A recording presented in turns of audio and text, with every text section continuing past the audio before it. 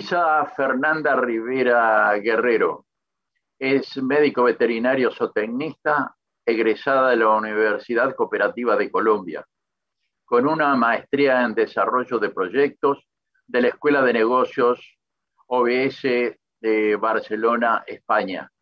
Comenzó su actividad profesional en agosto de 2009. Fue gerente comercial de Oltec, gerente comercial en Provimi para ingredientes y aditivos, gerente comercial de Feeds Agri Solutions, directora técnica comercial para América Central y Ecuador en Nuproxa Switzerland, sociedad anónima de Suiza. Quedamos atentos. Muy buenos días. Antes que nada quiero agradecer al doctor Isidro Molfese, quien nos dio la oportunidad de participar en la 6ª jornada avícola. Igualmente a Red Alimentaria y a Nuproxa por el espacio que nos permite para dar esta jornada. Mi nombre es Luisa Rivera, soy colombiana. No es necesario entrar en detalle cuántos años tengo, pero llevo 19 años trabajando en el área pecuaria, en el área técnico-comercial. 4 años llevo trabajando en Nuproxa y estoy a cargo de Centroamérica, República Dominicana, y estoy a cargo de un producto llamado Livolif. El objetivo de esta charla es entender mejor la importancia del hígado en la salud de los animales, ayudar a identificar las lesiones hepáticas y su interacción con ciertos parámetros productivos e identificar cuál es la mejor alternativa para mejorar la salud hepática. Esta es una historia que tal vez no conoces. El hígado y su importancia. El hígado es considerado una unidad metabólica central. Es el órgano más importante del cuerpo, el más grande después de la piel. En algunas especies está considerado de esta manera. Y es bastante importante entrar en detalle de cada una de su estructura para poder entender mucho mejor su fisiología.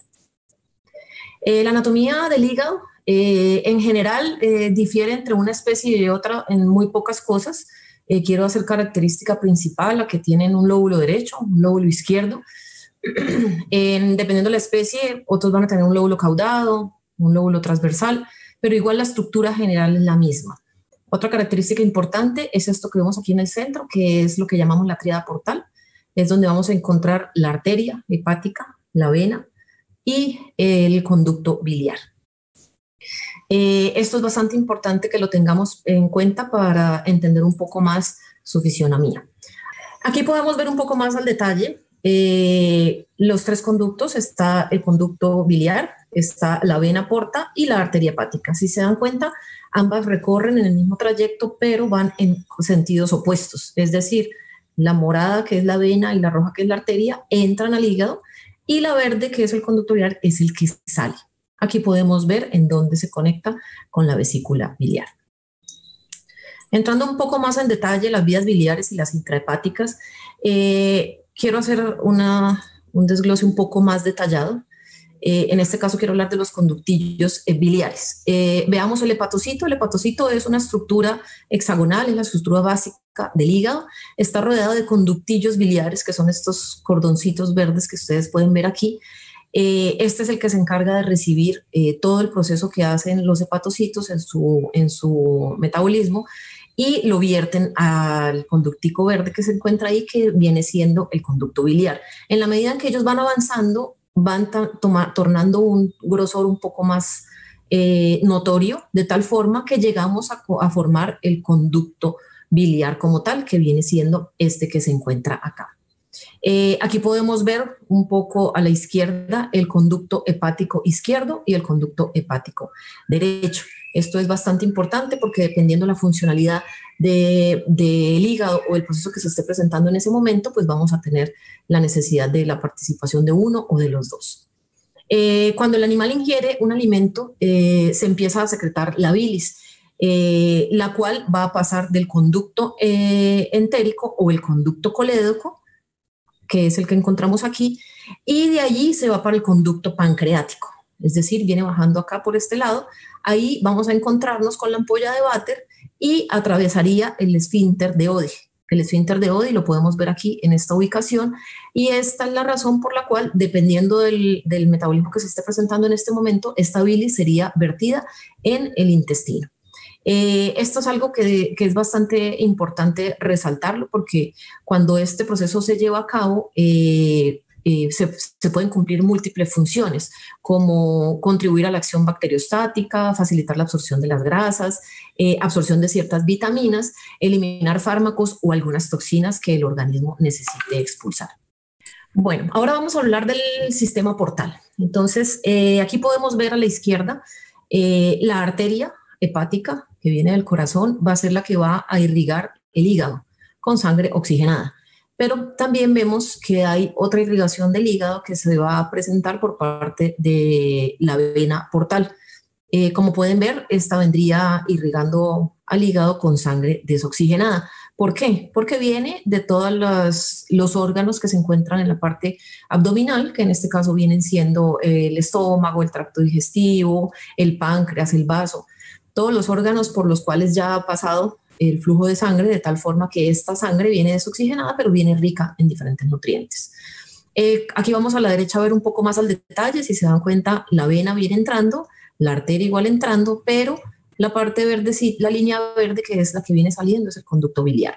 Aquí podemos hacer énfasis en un pedacito que se encuentra aquí a la derecha, que es la unión que se presenta entre la arteria y la vena, que son los llamados capilares. Estos capilares tienen una función bastante importante dependiendo el proceso metabólico que se esté llevando a cabo.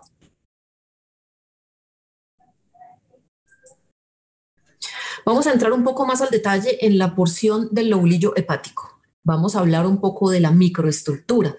Esta diapositiva me gusta mucho porque podemos entender bastante la funcionalidad como tal del hígado y la importancia en la cual debemos hacer bastante énfasis a la hora de mirar parámetros productivos o sacar una conclusión de acuerdo a lo que se esté presentando en campo en ese momento.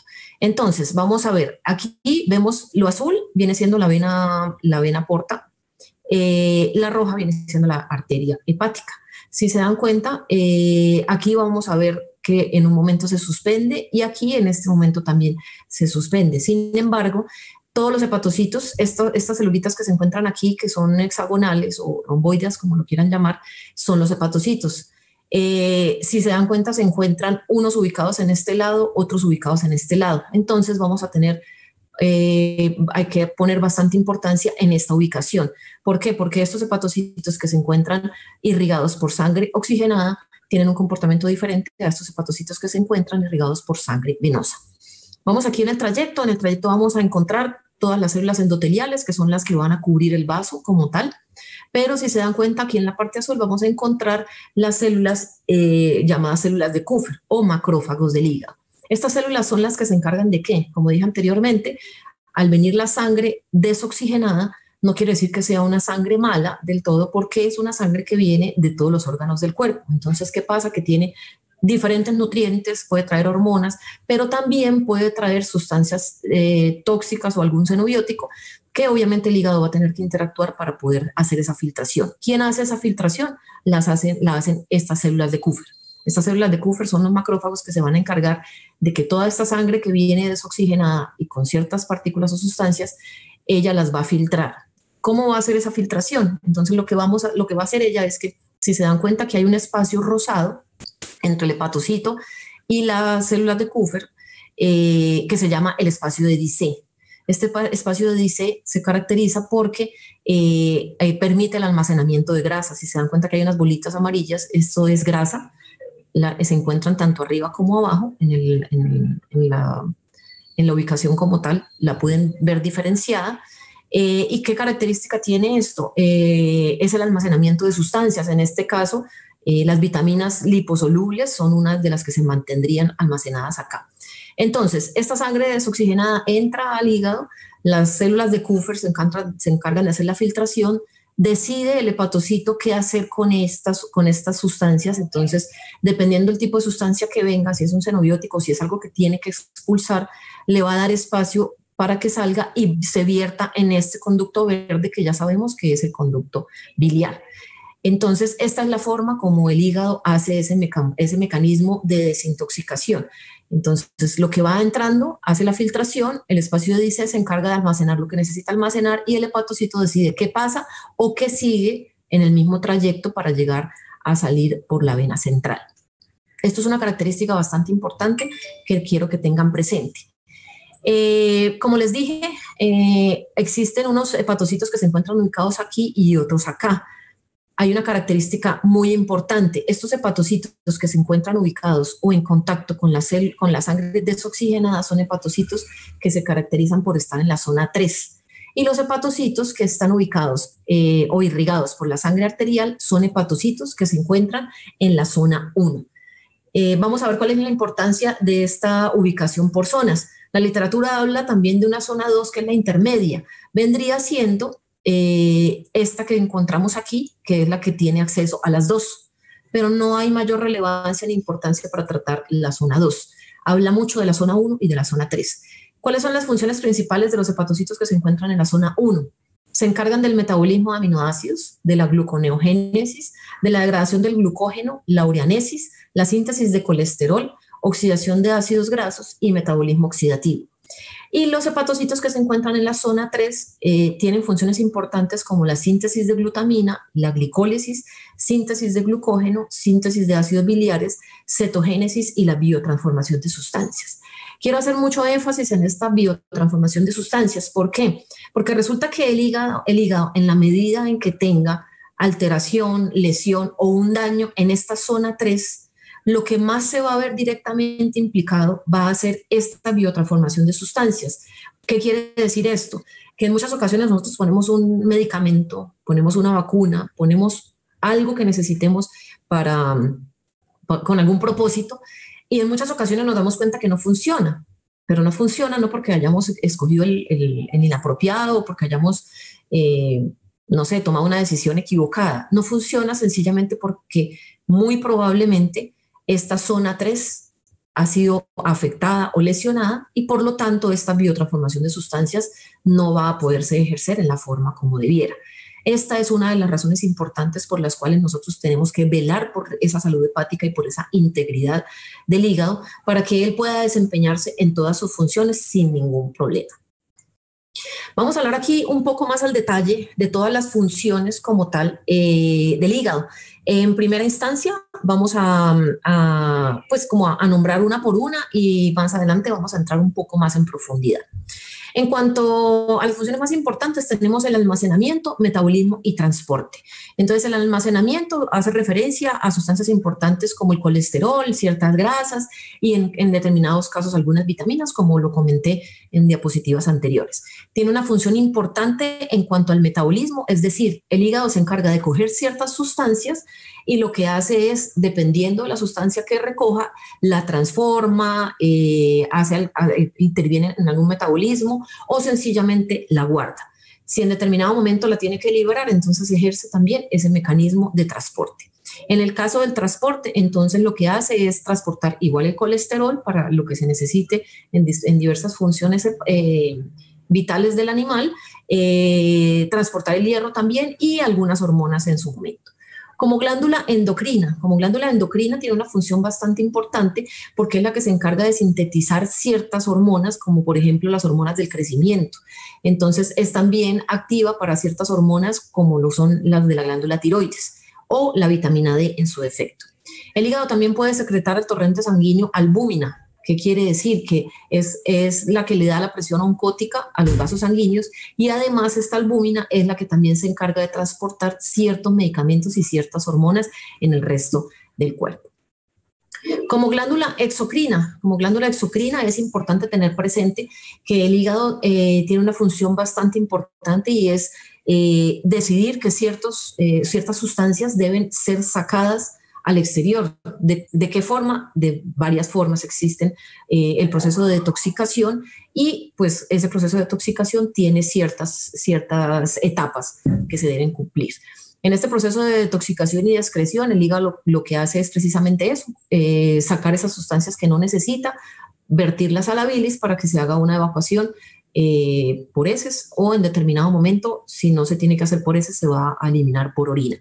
Y en cuanto a la protección inmunológica y la coagulación, el hígado sintetiza gran cantidad de proteínas que manda a la sangre para generar el sistema de complemento. Esto es bastante importante en todo lo que tiene que ver con el sistema inmune y para favorecer los procesos de coagulación.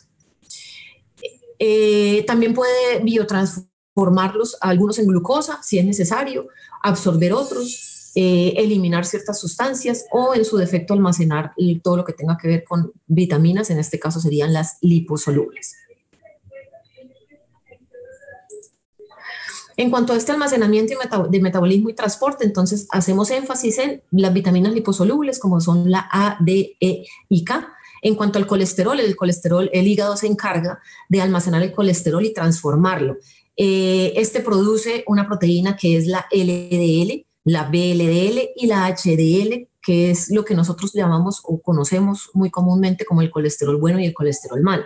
El hígado se encarga de sintetizar esa proteína LDL, que es la que se encarga de mandar el colesterol a los tejidos diferentes del cuerpo de acuerdo a la necesidad que se esté presentando. Es decir, en determinados momentos se necesita la energía para alguna función vital, entonces el hígado se encarga de suministrarla por este medio. En cuanto al almacenamiento de glucógeno y triglicéridos, es una función bastante importante, almacena también los aminoácidos. Y en cuanto al hierro, es una de las principales funciones que tiene el hígado, que es ese metabolismo del hierro, y también se encarga de sintetizar proteínas como la transferrina, que son las que recogen el hierro y lo llevan al hígado para almacenarlo. En cuanto a la producción y liberación de energía, el hígado tiene la capacidad de activarse dependiendo de la necesidad, como lo dije anteriormente. Si estamos en una etapa de ayuno, pues el animal va a requerir energía o va a requerir ciertas sustancias para continuar con su metabolismo vital. Entonces el hígado se encarga de estas funciones. En el caso de el hígado puede almacenar ácidos grasos, convertirlos en cuerpos cetónicos y proveer la energía que necesita para el funcionamiento, en este caso, del corazón. Si hablamos de la glucosa, el hígado también se encarga de almacenar el glucógeno para en determinado momento ser liberado cuando él siente la necesidad de que se tenga que liberar, entonces la transforma en glucosa. La glucosa la transforma en glucógeno, luego vuelve a hacer la reversión, entonces vuelve a transformarla en glucosa para alimentar, en este caso, los tejidos que vienen siendo del cerebro, y en su respectivo orden de importancia podrían ser el corazón, haciendo liberación de energía en forma de ATP. En cuanto a la parte de las proteínas en músculo, pasa más o menos igual. Estas proteínas nos van a aportar aminoácidos, los cuales van a ser metabolizados en el hígado, se van a convertir en cuerpos cetónicos, se van a transformar en glucosa e igual van a hacer esta participación en la alimentación de las funciones que se requieren tanto en el cerebro como en el corazón. Una ruta un poco más complicada vendría siendo el ácido pirúvico, pero igual se va a transformar en ácido láctico y viene nuevamente a recoger este ciclo. El ácido láctico se transforma en glucosa y va a vertir exactamente lo que el tejido nervioso, en este caso el cerebro, necesite, y el corazón igual. En cuanto a la parte de las grasas, entonces las grasas nos van a aportar glicerol y ácidos grasos que van a tener exactamente la misma función, se van a convertir en glicerol, ácidos grasos, se van a convertir en glucosa y en cuerpos cetónicos respectivamente, y nos van a permitir alimentar la funcionalidad del corazón y liberando energía en forma de ATP. En cuanto a la función de otras hormonas, es importante recalcar, en este caso vamos a hablar primero de la glándula tiroidea, de la tiroides, perdón. Esta glándula tiene una función muy importante porque tiene una participación de la T4 y desyodarla a T3, que es la hormona, en este caso, que tendría bastante importancia en cuanto a la función hepática. Es la que se encarga del crecimiento, es la que se encarga de la muda forzada en el caso de las aves y es la que se encarga también en un porcentaje bastante alto en la reproducción. También vamos a hablar del cortisol como las hormonas esteroides, que es una función bastante importante la que tiene la participación del hígado. En este caso, todas las hormonas sexuales dependen de los transportadores que se generan en el hígado, como en este caso son la proteína fijadora de hormonas sexuales, que viene siendo la globulina SHBG. O la glucoproteína que conocemos comúnmente. El cortisol también tiene una proteína transportadora que es la transcortina o la globulina fijadora de corticosteroides. Aquí tenemos presente muy importante que es la hormona del crecimiento. Debe llegar al hígado para que se generen los factores insulinoides y se pueda generar el respectivo crecimiento de los animales. en el momento indicado. En cuanto al metabolismo de los carbohidratos, es muy importante la función del hígado, en este caso la insulina y el glucagón, que son secretados en el páncreas. La mayoría de estas funciones se llevan a cabo en el hígado. El 80% de estas funciones se llevan a cabo en el hígado. El 20% se llevan a cabo en el resto del cuerpo.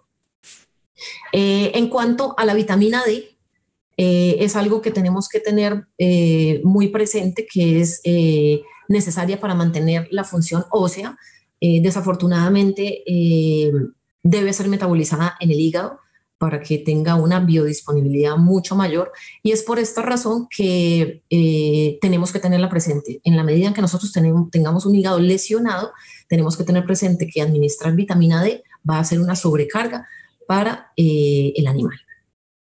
Vamos a hablar un poco de la detoxicación y excreción. Entonces, dentro de los procesos de detoxicación tenemos los metales pesados, los tóxicos, que en este caso vienen siendo las micotoxinas, otros pesticidas, como son los químicos, los antibióticos u otras sustancias que se estén utilizando, productos del metabolismo del mismo animal y los radicales libres. Entrando al detalle, quiero hacer énfasis en que la literatura habla de 2 fases, pero hoy en día se está hablando de una tercera. Esta tercera es la continuidad de cualquiera de las 2 o de las 2 al tiempo. ¿Qué quiere decir esto? Existe en la fase de detoxicación una fase 1, que es la fase de biotransformación, que es introducir un oxígeno para formar un sitio reactivo, y la fase 2 de conjugación, que es agregar una molécula de agua a un grupo reactivo. Y la fase 3 de eliminación es eliminar activamente los conjugados de la célula. Es importante tener claro que la 1 no depende necesariamente de la 2. En muchas ocasiones con el solo proceso de la fase 1 se puede hacer esa eliminación, pero hay procesos que requieren de las 2. Vamos a verlo por separado. En la fase 1 de biotransformación, ¿qué quiere decir? Es introducir un oxígeno para formar un sitio reactivo. Hay la activación del citocromo P450, que hace que las especies se vuelvan más polares, por lo tanto hidrosolubles, y permiten que se haga una excreción por la orina. En cuanto a la fase de conjugación, entonces se agrega una molécula de agua al grupo reactivo, intervienen enzimas transferasas, en este caso el glutatión, los sulfatos, la glicina y el ácido glucurónico, que esto lo que van a hacer es darle un gran peso molecular a estas sustancias y las vuelve altamente polares, y hasta cierto punto las inactiva. Cuando hay esta inactivación pasan a ser eliminadas por la bilis. Como les comenté, la 1 no depende de la 2, pero en muchas ocasiones lo que no puede ser excretado por orina tiene que pasar a la fase 2 de conjugación. En cuanto a la protección inmunológica y de coagulación, vamos a hablar de algo muy importante, que en este caso vendría siendo cuando hay un proceso inflamatorio. La interleuquina 6 es la que llega al hígado y es la que va a permitirle al animal desarrollar o activar ese sistema inmune, porque en la medida en que se vaya presentando es lo primero que se va a activar. Y lo hace a través de la síntesis de diferentes proteínas. En este caso se activa por el sistema de complemento, por la lectina fijadora de manosa, por el fibrinógeno, por las células de Kupffer, que indudablemente siempre van a estar ahí, son las primeras que encontramos cuando entramos en el hígado. Y en el caso de la vitamina C, que es un fuerte antioxidante, nos va a permitir sobrellevar un poco más esta situación inmunológica. Bueno, hasta el momento ya hablamos en detalle de cómo era la estructura del hígado y cuáles son sus funciones principales. Ahora vamos a hablar un poco de las pruebas de función hepática. ¿Por qué hacemos énfasis en esto? Desafortunadamente, antes solamente contábamos con un diagnóstico de una necropsia y una sintomatología que la persona encargada de los animales nos contaba y nos decía que podía pasar. Hoy en día tenemos acceso a unas técnicas un poco más exactas, un poco más precisas, donde podemos en realidad diagnosticar cuál es la salud hepática de los animales en el momento actual. Entonces, una de ellas es las pruebas de química sanguínea. Aquí hay unos tips que queremos que ustedes conozcan o que ustedes vean, porque es muy importante tenerlos en cuenta a la hora de tomar estas químicas sanguíneas. ¿Por qué? Porque en la medida del tiempo que llevamos nosotros haciendo estos trabajos, nos hemos encontrado con muchas variables que no nos permiten diagnosticar realmente o correlacionar la sintomatología que se presenta. Entonces, estos son algunos de los tips que tenemos que tener en cuenta a la hora de hacer una química sanguínea. Entonces, primero, las técnicas de recolección, manipulación y transporte de las muestras. Es muy importante que tengamos claro esta recolección, la manipulación de estas muestras y cómo se realiza el transporte. La dificultad para la toma de las muestras, sobre todo en avicultura, es demasiado evidente. Sabemos que los animales no podemos tener un volumen amplio de una toma de sangre. Entonces, ¿qué pasa? Tenemos una sugerencia y es utilizar los kits que vienen para mascotas, que tienen unos tamaños acordes a lo que nosotros necesitamos, o en su defecto, utilizar los que se manejan para los bebés. Tienen unos tarros pequeños que nos permiten tomar la muestra acorde a lo que necesitamos. Es importante, ¿por qué? Porque es importante tener esa relación del volumen sanguíneo con el anticoagulante para que la muestra no se vaya a hemolizar. Otra cosa que tenemos que tener presente es que las muestras deberían ser prandiales. En el caso pasa igual que en nosotros los humanos, o en la medida en que nosotros hagamos las muestras, tomemos las muestras antes de haber consumido algo, o sea, en ayunas, va a ser un diagnóstico un poco más certero. Pero desafortunadamente nuestra vida real es diferente. Nosotros tenemos animales que consumen alimento todo el tiempo, a voluntad. A la hora de tomar las muestras no se puede tomarlas como nosotros quisiéramos. Entonces la recomendación nuestra es tomarlas siempre con la menor cantidad de variables posibles. ¿Qué quiere decir esto? A la misma hora, los mismos animales y la misma persona. ¿Por qué? Porque hemos visto que varía de acuerdo a esas tres variables. Si se toman a horas diferentes, la alimentación ya ejerce un efecto significativo en estas enzimas. Si lo toma una persona lo toma diferente a la otra, y la hora es importante también. En cuanto a la medición en cuanto a la toma de estas químicas sanguíneas, la idea es hacer una medición de las enzimas hepáticas. ¿Cuáles enzimas hepáticas estamos o tenemos acceso fácilmente en este momento? Tenemos acceso a hacer pruebas de bilirrubina, AST, que es la llamada aspartatoaminotransferasa, o GOT, que la encuentran en literatura también con esa nomenclatura, la ALT, que es la alanina aminotransferasa, o GPT, la FA, que es la fosfatasa alcalina, y la GGT, que es la gamma-glutamil transferasa. Estas 5 muestras tenemos fácil acceso para un laboratorio que nos pueda dar el resultado que nosotros solicitemos. Existen más químicas sanguíneas, más enzimas hepáticas que podemos evaluar, pero no nos ha sido tan fácil que el laboratorio no las pueda hacer, porque requieren un volumen, requieren diferentes exigencias, o tienen diferentes exigencias que no nos permiten que se lleve a cabo todas las enzimas que se están evaluando. Aquí vamos a entrar en detalle cada una de ellas. Vamos a empezar por la bilirrubina. Es un pigmento amarillo que se encuentra en la bilis por degradación de la hemoglobina. Esto ocurre en el vaso y se conjuga en el hígado. También es una enzima que se puede medir en orina, puede ser en sangre o en orina. Los niveles elevados indican daño hepatocelular, hígado graso, litiasis o anemia.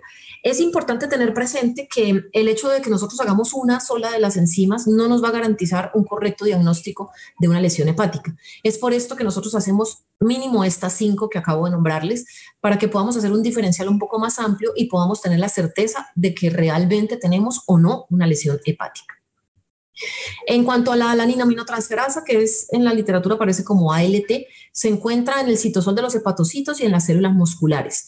En perros y gatos predomina en tejido hepático, pero tenemos que tener presente que, como lo pueden ver aquí, también se encuentra en células musculares. Esta es la razón por la cual no podemos escoger de a una de estas enzimas hepáticas para diagnosticar un problema o una lesión hepática.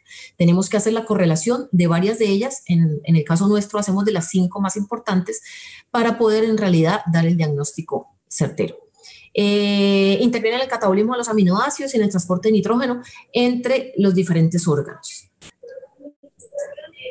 En cuanto a la aspartatoaminotransferasa, se encuentra en el tejido hepático y en el tejido muscular, igual que la anterior, por lo tanto requiere que tengamos un diferencial. Igual que la ALT, también necesita del cofactor PP. Se encarga de catalizar la transaminación de la L-aspartato y de la 2-oxaloglucato al oxalacetato y glutamato. Aquí tenemos la estructura química de la AST. Entonces podemos entender un poco mejor. Es sensible a problemas hepáticos de cualquier etiología, pero debe asociarse con otras pruebas, como en el caso de la creatinina quinasa. Otra enzima es la fosfatasa alcalina. Su papel está asociado con el metabolismo del calcio y del fósforo, siendo este el punto clave en la regulación del crecimiento. Debo hacer énfasis en este caso en el sentido de que tenemos que tener presente a qué tipo de animales vamos a tomar las muestras. ¿Por qué? Porque si tomamos una muestra en un levante de ponedoras, vamos a tener un diagnóstico errado, porque esta fosfatasa alcalina va a estar incrementada porque tiene una relación directa con el calcio y el fósforo. Entonces, en etapas de levante presenta una mayor actividad. Entonces, tenemos que tener claro cuando hacemos la toma de las muestras, hacer esa salvedad, que es un lote de levante o sencillamente que no lo es. Igual pasa en pollo de engorde. Si lo hacemos en las primeras 2 semanas que estamos en crecimiento pleno o el más marcado, es cuando vamos a tener una presentación de esta fosfatasa alcalina un poco más elevada. Se presenta en la mayoría de los tejidos, en huesos, en el hígado, en la placenta, en intestinos y en riñón. Si se dan cuenta, también se presenta en la placenta. Entonces, cuando nosotros hacemos toma de estas muestras en ganadería con una vaca preñada, también tenemos que hacer la salvedad de esta situación. ¿Para qué? Para que cuando vayamos a dar el diagnóstico no vayamos a dar falsos positivos. Se aumenta en obstrucciones biliares y en tumores hepáticos. Es bastante característica de problemas hepáticos. La gamma glutamiltransferasa necesita ser analizada en plasma con ETA, porque la heparina interfiere en su actividad. Esto es importante que lo tengamos claro en el laboratorio. No es lo mismo cuando hacemos pues es lo que nos ha pasado a nosotros, no es lo mismo cuando hacemos una toma de muestras para que nos analice en un laboratorio humano cuando la hacemos en un laboratorio animal. Hay bastante diferencia, la verdad. Tiene actividad en carcinomas de vías biliares, colestasis o problemas de epitelio biliar. Y característico también de ictericia, y se presenta cuando vemos excretas de color blanco. Hay un incremento de esta enzima. En cuanto a la lactato deshidrogenasa, entonces pertenece al grupo de las oxidorreductasas, actúa sobre la glicólisis y especialmente activa los eritrocitos. Aumenta considerablemente con lesiones hepatocelulares, en procesos de necrosis o procesos apoptóticos. En cuanto a la creatinina quinasa, CK, hay una forma de cuantificarla y es por las reacciones colorimétricas o fluorimétricas o las que están acopladas a ciertas enzimas. Se encuentra en músculo, cardíaco y tejido cerebral, que quiere decir que la tenemos que relacionar en este caso con una AST. Aumenta considerablemente en lotes de engorde ad libitum y crecimiento rápido. En crecimiento rápido induce a miopatías. Entonces tenemos que tener claro que esta enzima también es característica de problemas de tejido muscular, no solamente hepático. Bueno, aquí terminamos un poco ya todo lo que tenía que ver con la estructura, con las pruebas de laboratorio que podemos realizar para evaluar la parte de la funcionalidad hepática. Vamos a hablar un poco de los desafíos del hígado en las aves. Nosotros tenemos 3 grupos en los que vamos a caracterizar estos desafíos. Los 3 grupos son estos. Entonces vamos a hablar del grupo de las intoxicaciones, el grupo de las enfermedades infecciosas y los disturbios metabólicos. Cuando hablamos del grupo de las intoxicaciones nos referimos a todos los procesos de oxidorreducción, hidrólisis o conjugación, a todo lo que tiene que ver con las drogas, los medicamentos, antibióticos que le damos a los animales, los contaminantes que en este caso vendrían siendo las toxinas exógenas, como son las micotoxinas, los aceites oxidados, en el caso de los pesticidas o algún diluyente disolvente orgánico. Los agentes antinutricionales, como son en el caso de la soya, y los productos del mismo metabolismo del animal que vendrían siendo las toxinas endógenas. Aquí nos referimos a todo lo que tiene que ver con los productos de destrucción de las células sanguíneas, el amoníaco, los pigmentos biliares. En cuanto al segundo grupo, hablamos de las enfermedades infecciosas. Nos referimos a infecciones biliares, adenovirus aviar y el virus de la hepatitis aviar. Y en las infecciones bacterianas nos referimos a la salmonela entérica, en este caso también al Campylobacter hepaticus y a la Pasteurella multocida. En el grupo 3 hablamos de los disturbios metabólicos.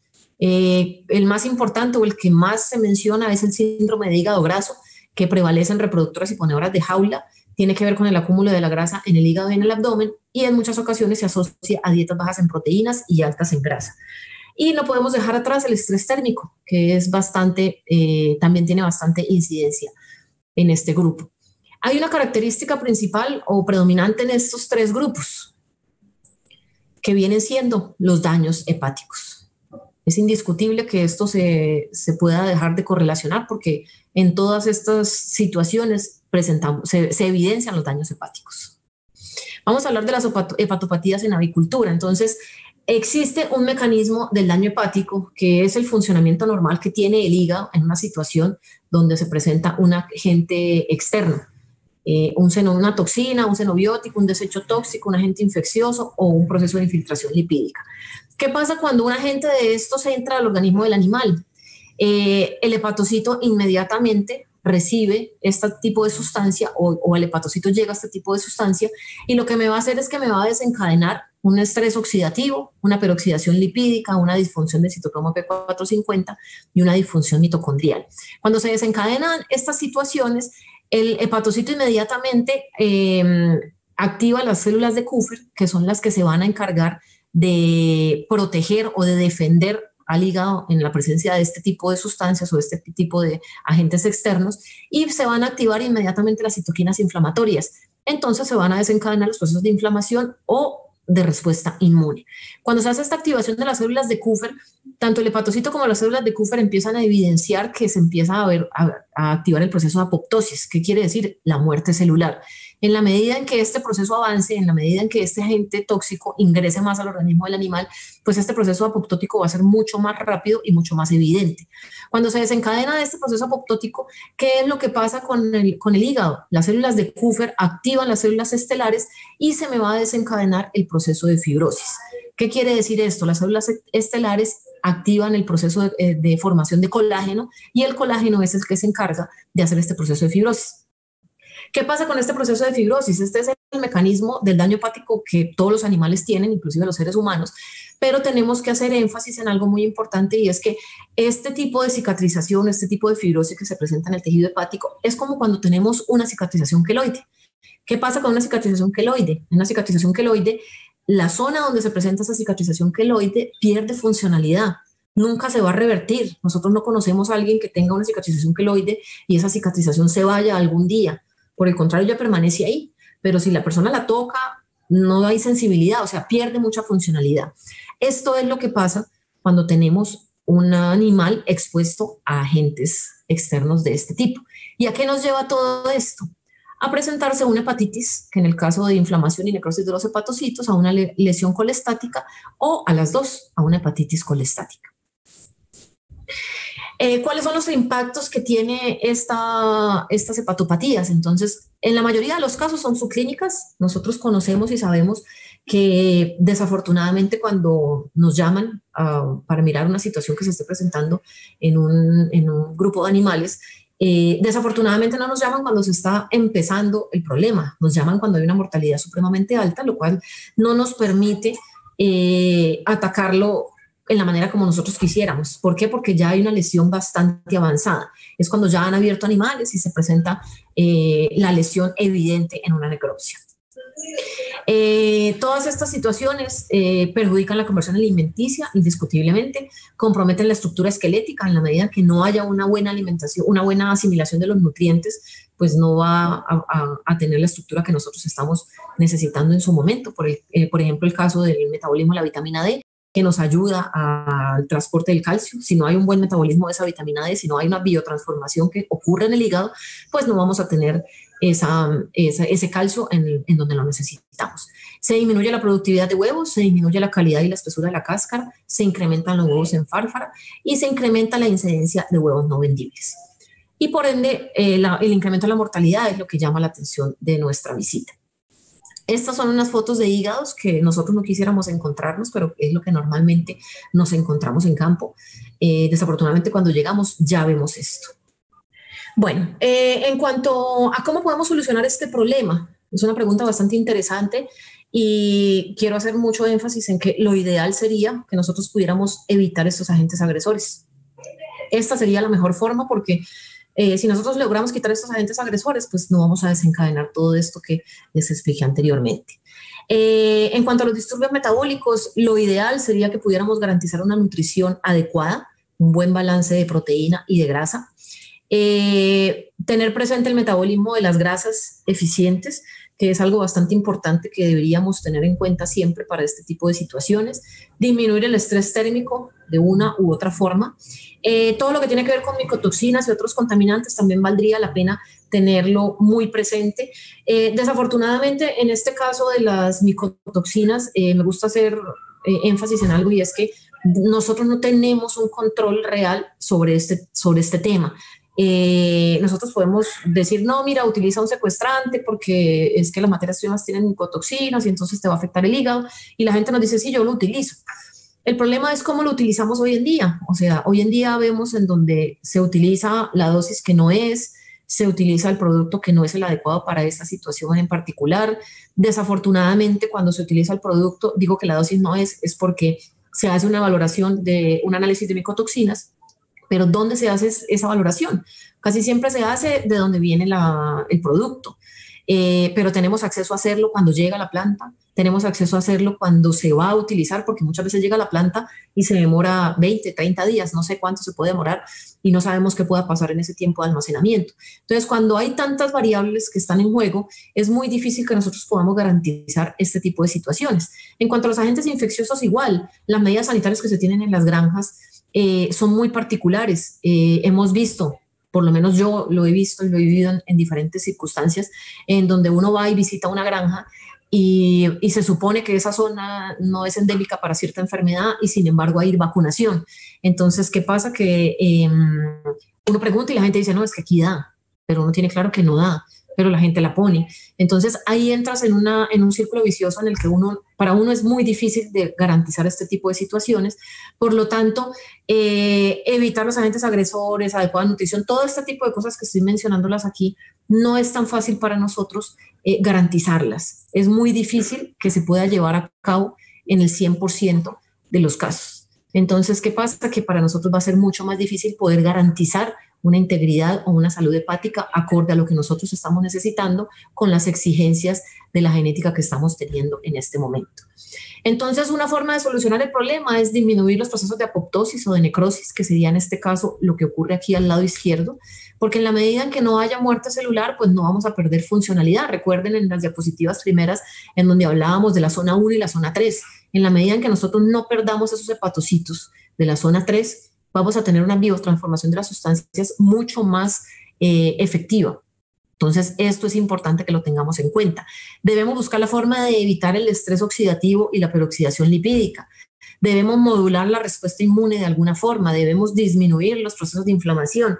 ¿Para qué? Para que no se desencadene este proceso de fibrosis. Entonces, en la medida en que nosotros no activemos estas células estelares, no va a haber producción de colágeno, por lo tanto, no va a haber proceso de fibrosis.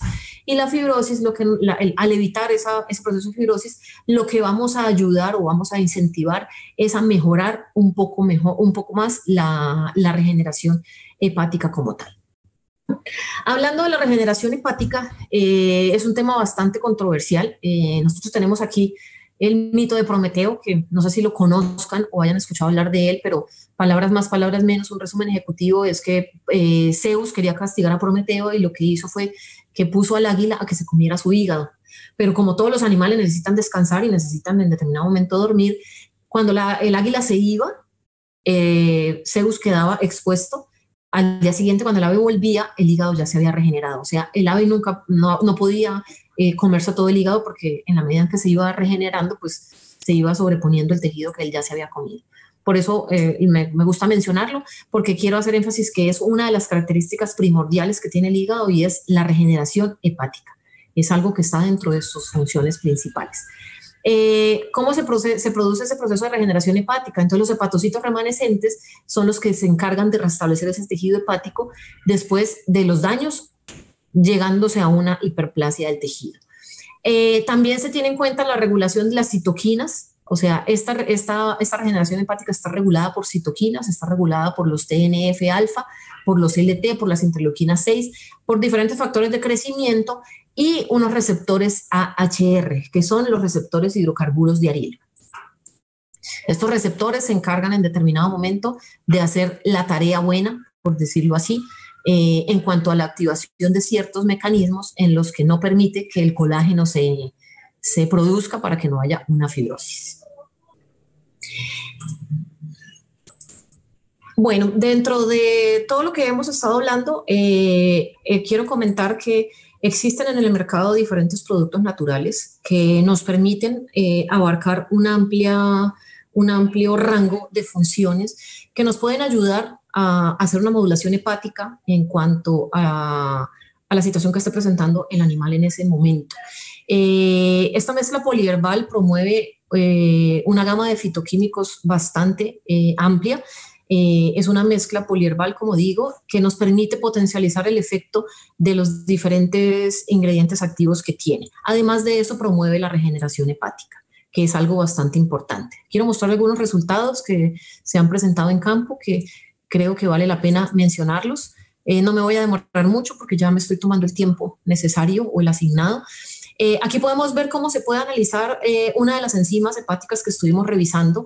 Son animales donde son expuestos a una toxina. Aquí ven, el grupo azul es el que está expuesto a la toxina, el grupo 2 y 3 es el mismo grupo azul que se abre en determinado momento del ciclo, y lo que se hace es ver cómo se desempeña el animal sin nada, sin ningún producto para que pueda ayudar a su desempeño. Y aquí podemos ver cómo un modulador hepático puede ejercer una función bastante importante en el sentido de que no permite que se sigan incrementando los niveles de esta aspartato aminotransferasa. Lo mismo ocurre con la ALT, que viene siendo la misma participación. Es el grupo azul en el que se encuentra con un suministro de aflatoxina, luego se abre al grupo naranja y al vino tinto, en donde podemos evidenciar que el grupo naranja es el que se deja expuesto solo a recuperación sola del animal, y el grupo vino tinto es el que tiene el modulador que nos permite ver cómo se puede recuperar ese número en cuanto a la ALT que presenta el resultado. Aquí podemos ver las otras dos enzimas, que son la GOT y la GPT, tienen una participación exactamente igual. La diferencia que tenemos acá es que se hace un grupo control, un grupo con paracetamol, que es un producto bastante oxidativo, y se hace el modulador hepático junto con el paracetamol. Entonces podemos ver y evidenciar cómo en el grupo 1, que es el grupo control, están las dos enzimas, la una manifiesta 102 y la otra manifiesta 11.2, y en el grupo 2 tenemos la presencia del paracetamol, que es el agente, pues es una sustancia bastante oxidante, y vemos cómo se incrementa inmediatamente la GOT y la GPT. Cuando tenemos el modulador hepático, vemos que hay una diferencia bastante marcada en la disminución de estos indicadores. Tenemos un trabajo donde podemos evaluar un agroquímico fungicida, que es el TIRAM. Es una sustancia bastante hepatotóxica. Entonces hacemos el grupo control, el modulador, el suministro del TIRAM, modulador con el TIRAM y el modulador con el TIRAM. Todos en diferentes proporciones de concentración, pero quiero hacer énfasis en la parte de la conversión alimenticia. Los animales que están con el ingrediente tóxico o hepatotóxico tienen un 2.5% más en su conversión alimenticia. Los que tienen el producto modulador tienen menos 2.2%. El TIRAM a una doble de la dosis manifiesta más 20.2% en su conversión alimenticia. El lote que tiene el modulador hepático manifiesta menos 12.1%. Evaluando la peroxidación lipídica nos pasa exactamente lo mismo. Tenemos los mismos grupos y podemos evidenciar cómo el grupo con el producto oxidativo o hepatotóxico manifiesta más 2.6% de MDA, que es la producción de malondialdehído, que en este caso es el que nos va a medir la peroxidación lipídica. Y en el caso de la dosis al doble, también el grupo que tiene el producto hepatotóxico tiene más 8.4%, y el grupo que tiene el modulador hepático junto con el agente, la sustancia tóxica, tiene menos el 3%. Aquí se hace una valoración en cuanto a la inmunidad humoral y tiene la misma tendencia. Los grupos que están con el TIRAM, el agente hepatotóxico, tienen menos 1.5% y el otro grupo tiene más 2.2%. Con el doble de la dosis, los que tienen el TIRAM tienen menos 7% y los que tienen el modulador hepático suben a 3.6%. Hay una mayor activación de la parte inmunológica. Aquí tenemos otro trabajo que se hizo con aceite oxidado, que es una de las cosas que tenemos en nuestro diario vivir. Y quiero hacer énfasis en estos resultados. Entonces tenemos la parte del grupo en el que se está manejando el grupo control, el otro con el agente oxidado, el modulador hepático y tenemos un suministro de silimarina. Podemos evidenciar los resultados. En el grupo control tenemos un peso a los 42 días de 2.899. En el grupo con el aceite oxidado y el óxido ferroso tenemos de 2.871. En el grupo que tiene el modulador hepático tenemos 2.935 y en el grupo que tiene la silimarina tenemos 2.883. Igualmente podemos ver la evidencia en los resultados en cuanto a la conversión alimenticia. En el grupo control de 1.83, en el grupo de aceite oxidado 1.87, en el grupo con el modulador hepático 1.81 y en el grupo con la silimarina 1.85. Bueno, creo que ya me he tomado más del tiempo requerido. Quiero darles las gracias nuevamente y estoy disponible para la sesión de preguntas.